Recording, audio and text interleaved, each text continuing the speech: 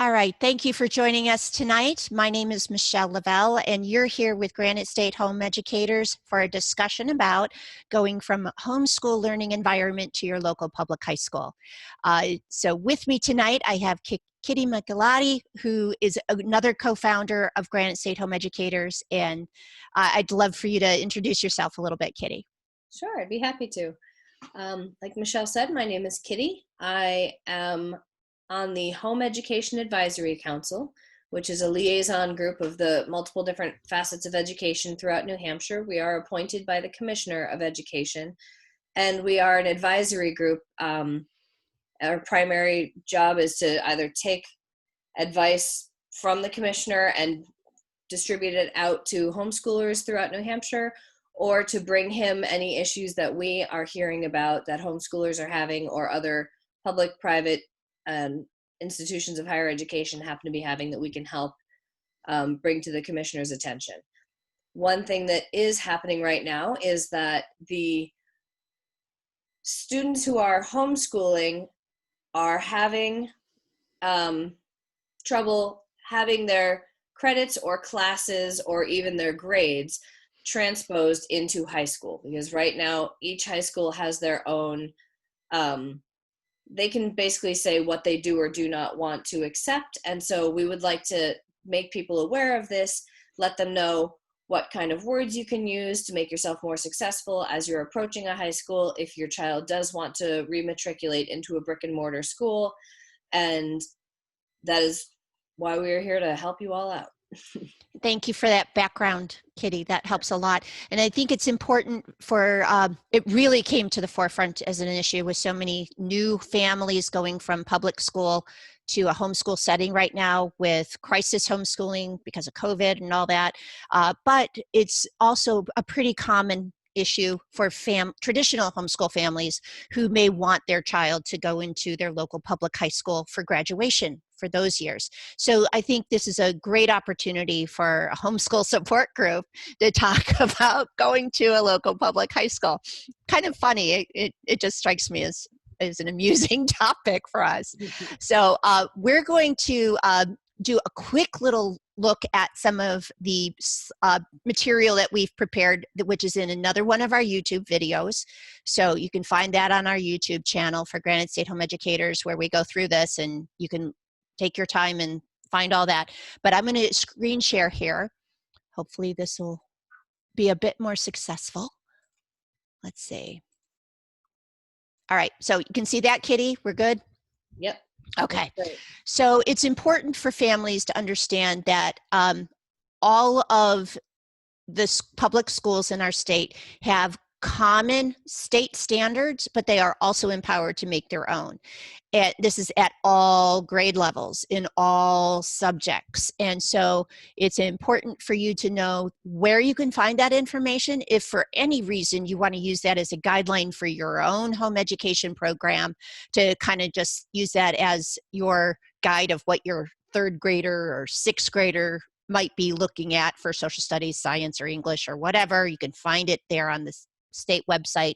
And we have links on the bottom of that page there where you can find it in the DOE's website there, as well as in something that's in the ED rules. It's in the 300, and I'll pull that up on another screen for you, but you can find it in ED 306.27, where you'll see a bunch of information about the standards, the curriculum, and frankly, even the kinds of language that public school administrators and teachers use, so that you can talk the same language as them when you're talking about how your child's home education experience fits into what they are doing at their local public school.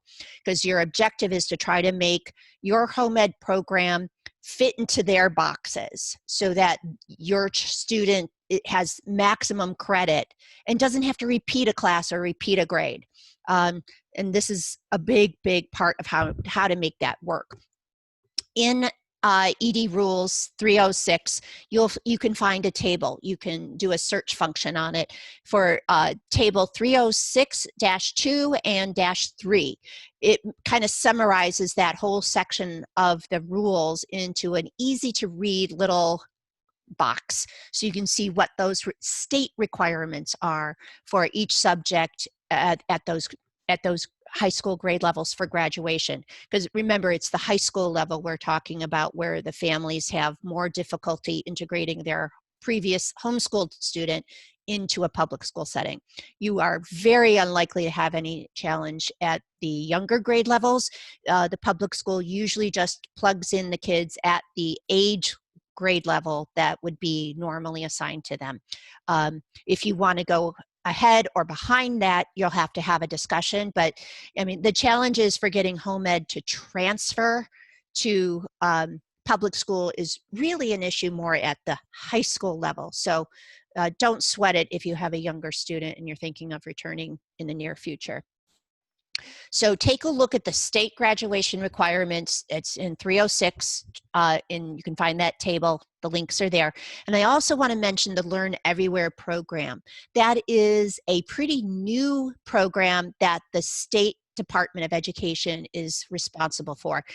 You might be familiar with something called Extended Learning Opportunities, ELOs. It's a way for, Learn Everywhere is a way for outside learning opportunities. So whether it's a volunteer position, a outside rec team for sports, maybe your drama production, or a part-time job at a veterinary clinic or something else that might have relevance into a one of these state standards can earn credit towards graduation. This is a new program. You can find the link there at the bottom of your screen and find out how you can get maybe even your program approved as a Learn Everywhere program and more readily get those credits transferred in. Okay, so that's at the state level. At the, let's see, there we go. At the local level, and there's over 100 different districts in our state. Each district is empowered to make their own set of added on graduation requirements. So these are in addition to the state graduation requirements. Every district can add on some extras. So it's very, very important that you understand what those credits are, what they're expecting for graduation if you want your student to then enter and be able to get a diploma from your local public high school. And so Manchester's could look very different than Goffstown, than Tilton, than Nashua, from Concord, from North Conway. So you really do need to take a look at that. Please understand your local school principal, high school principal, is the authority to determine how your child's home ed program fits into their program. How closely does it match? That's the key. They're looking for it to fit as closely as possible. So if this is your plan, that's what you need to understand. They can accept or reject credits. They could take, if your child was doing some sort of math, even math, or something else, and they said, okay, well, we can accept it as an extra credit, or something like that, but not as a core credit. So keep an eye on that. They can limit how many they'll allow transferred in to go towards a graduation requirements. So they may set a cap at that. They have extended learning opportunities, which are those outside programs that are approved at the district level. That's the difference between Learn Everywhere and ELOs. And they even have different types of graduation diplomas. That's something a lot of families don't know. So take a look at that. Each SAU has a different policy, and many of them have that under policy IKF that should be available online. So take a look at your local district's website in their policy IKF to find out exactly what their individual requirements are. So if that's what you're looking to do, you need to know that. So generally speaking, it's up to you to do the homework to find this out if this is your plan to have your child go into your local public high school. Communication is absolutely critical. And as Kitty said, it would likely be the school principal and guidance counselors to be your main points of contact into the school to get that conversation started, and be upfront. Tell them that your plan is to have your child go into high school at whatever point that might be, whether it's because of COVID or you already know you want your child to enter as a ninth grader or whatever, or so have that conversation. It's you need to have that conversation with them, because you don't want surprises, quite frankly. You don't want your child to have to repeat a class, or heaven forbid, even repeat a whole grade level. That would be awful. So have that conversation, make your plan, stick to your plan, check your progress, that you're sticking to that plan so you're on track and don't have those unpleasant surprises once you want your child to be enrolled. And have touch points with your SAU contacts, again, so you don't have surprises. That's what this is all about, making that plan, making sure you know what they expect if you plan to transfer your student in. That's super critical. And here are some very specific, concrete ways you can go about doing that. You don't have to do all of these. You don't have to have CLEP and AP and dual enrollment, but these are some of the ways you can show your home ed program had the rigor and thoroughness and fits into the public school world. Words like competencies is a word they want. That's a part of their vocabulary that you need to be able to articulate and use appropriately to maximize your student having credits transfer in. So take a look at this list. Placement tests can be a huge help, especially for things like math or a world language. But some of the softer subjects may be more difficult to do as a placement test. So that might be where a CLEP exam, which is college level, help me here, what is that word? College level examination program, something like that, CLEP. I think that's what CLEP means. And there's a new program available. Modern States has worked with New Hampshire and Commissioner Edelblue to make both classes and examinations, over 1,000 different examinations, free to students. So that is a great opportunity to utilize for your high school student to show that they're taking a program that has significant substance and rigor behind it. So take a look at Modern States and the CLEP program. That's a great way to plug in. Dual enrollment is a great opportunity. That's something with your local community colleges where your student can earn both high school credit and credit towards an associate's degree. And there's a lot of programs where that can be done at a discounted price if you're still a high school student. So really great opportunities there. But ultimately, it is up to you as the parent to show that sort of fit, that your students' home ed experience fits neatly into their boxes, into their competencies, into their program, and that you know what those boxes are. And that's because you've done your homework. You know what that stuff is. So that's what I have here to share. All right, so now we're back. So folks, if you have some questions, please go ahead and enter them into the chat window there. I know this is maybe a bit fast. We do have just that PowerPoint on one of our YouTube channels that you can do, but this time is really your chance to talk and ask us questions, and we can either send you these links, we can follow up with you later, but this is your chance to ask questions of us. So what can we do for you? What kinds of concerns do you have? Please put them into the chat window there and let us know what your concerns are about your student transferring into your local public high school.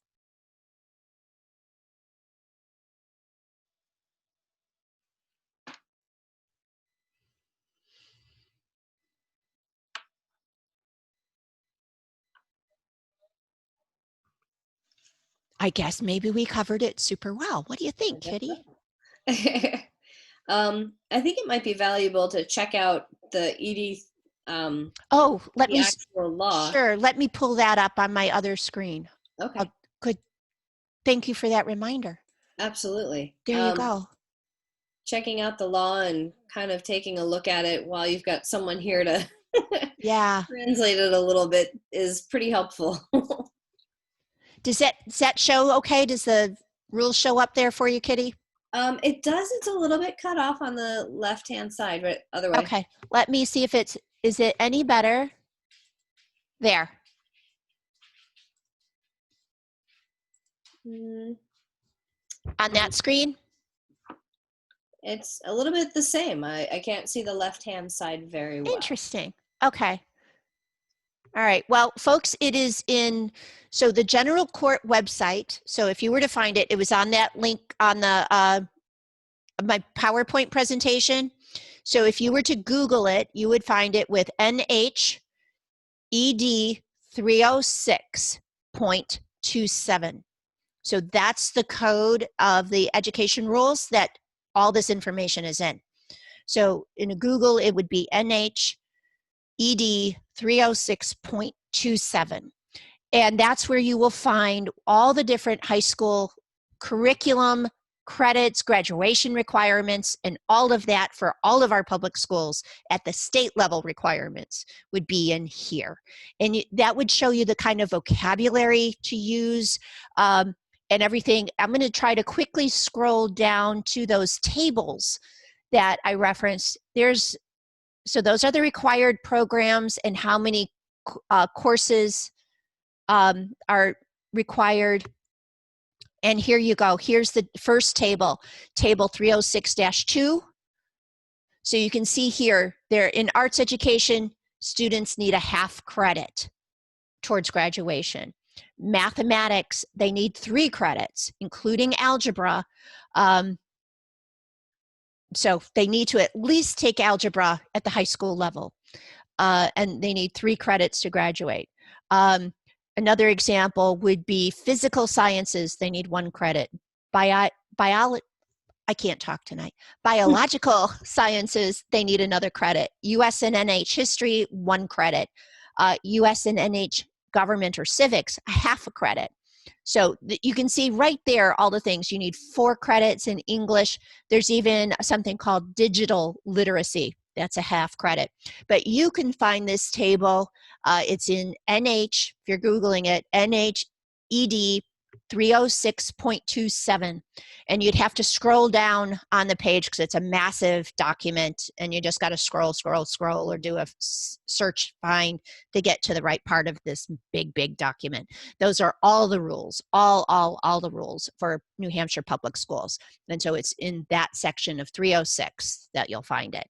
And then for 306-3, it's essentially the same thing, but it kind of breaks it out a little bit more. So it tells you, like right here in the mathematics, what sorts of things they're looking for out of a math requirement. In algebra, mathematical modeling, statistics and probability, complex applications of measurements, geometry, stats, all of that. That's kind of where they break that out a little bit more clearly. You have 6 credits for open electives. There's a half credit for health. But those are the tables that you should refer to be able to see what's going on. So I'm going to stop the screen share. So how's that, folks? So if you have questions, please put them into the chat. There's a chat function. If you're not familiar with it, at the bottom, I think it should be at the bottom of your screen. There's a chat function there. It looks like a little text bubble. Like back in comic book days, it would look kind of like that. So please go ahead and put your questions in there, and we'll be able to address them that way for you. And there's a whole process for all of this that we can help with, whether it's, okay, my sophomore has taken some classes through VLAX, some classes have been homeschooled. How can I make sure that my VLAX biology course counts as a high school biology course? What do I need to say when I walk into the first meeting with the principal, with the guidance counselor, with whomever is going to be in charge of really making sure that your child does not have to duplicate the efforts they've already put in. We've come across some parents who really need some help because either the child has taken we'll use biology as the example, taken a biology course, and as Michelle was saying before, they'll count it as an elective, but not necessarily biology. And what you can do if you come up against that is ask for the competencies, and then you end up doing a little bit of work on your own to say, okay, this is the work that my child has done, this is how it plugs into the competencies, and go from there. If for whatever reason that doesn't work, you do have an appeal process where you can appeal to your superintendent, you can appeal to the school board, you can appeal to the Department of Education. There is an appeals process. And so even if it doesn't work the first time, we can help you get in touch with the next level up to try to really make this work. Yes, thank you for bringing that up. That's super important. Yeah. And frankly, this would be the same if your child was seeking to enter one of the public charter schools. Because all of New Hampshire's charter schools are part of our public school system. And those principals are also empowered to make those decisions to accept or reject your homeschool credits for transferring towards a high school graduation diploma through them. So this is applicable whether you're looking at your local district school or a chartered public school, same concepts apply. So definitely, thank you very much for bringing up the appeals process. You're right, there is a process. So if you have something where you think your child should get credit and isn't, you can take it up the food chain, essentially. Yeah. Right? Honestly, though, as long as you have a list of the competencies from the school district and you are in a position to demonstrate mastery, well, your child is in a position to demonstrate mastery. Yep. You'll really, it's not going to be too difficult of a process in the long run. It just definitely requires dotting your I's, crossing your T's, and using the verbiage that they are familiar with as educators. Yep. They've got some, just words that we don't use in everyday vernacular that are really very common in edu-speak. Yeah, it's their own language. It's a set of vocabulary. It's like any specialized industry has its own vocabulary and words that mean something in particular. So you need to be able to use that same kind of vocabulary, and the ED Rules 306 will help you do that to fit into their boxes using their words. And I think our website, granitestatehomeeducators.org, there's a whole section on high school and beyond that has information about getting dual enrollment credit. I got to throw up some information up there about CLEPS now that that whole thing with Modern States is available. I need to add that info in.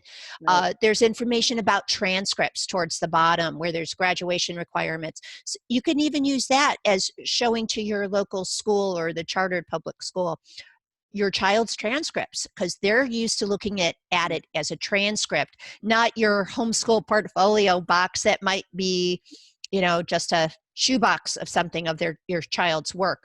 They're going to want to see that one page or pretty much a one-page summary of what your child learned.